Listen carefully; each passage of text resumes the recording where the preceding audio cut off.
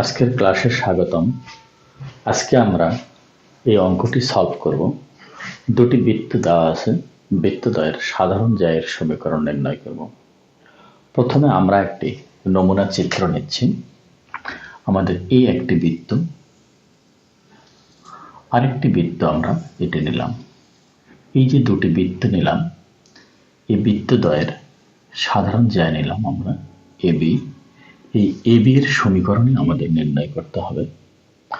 প্রথম বৃত্তটাকে আমি S1 বললাম ইকুয়াল 0, দ্বিতীয় বৃত্তটাকে আমরা S2 বললাম। এখন আমরা কিভাবে নির্ণয় করি? বৃত্তের সাধারণ জ্যায়ের সমীকরণ আমরা বৃত্তদ্বয়ের বিয়োগফলটাই আমাদের সাধারণ জ্যায়ের সমীকরণ। দুটি বৃত্ত বিয়োগ করলে আমরা একঘাত একটি রেখা পাই, যাহা একঘাত রেখা মানে সরল রেখা, সেটি আমাদের এবি রেখা। এবি রেখা অর্থাৎ সাধারণ জ্যায়ের সমীকরণ। প্রদত্ত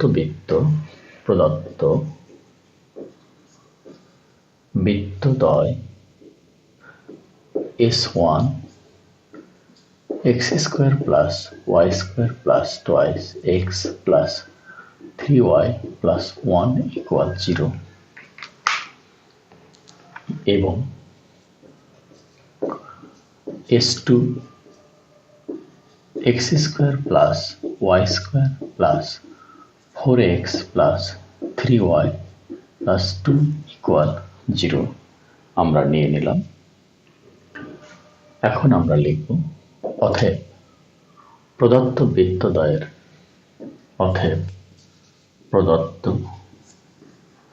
বৃত্তদ্বয়ের সাধারণ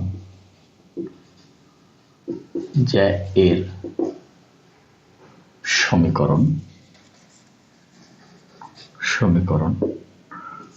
S1 - S2 = 0 such that x² + y² + 2x + 3y + 1 minus x² - y² - 4x -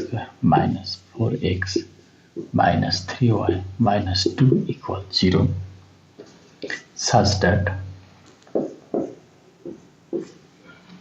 এখানে আমরা বিয়োগ করলে -2x পাচ্ছি, এখানে এটি কেটে যাচ্ছে, -1 = 0 such that 2x + 1 = 0 আমরা পাইলাম।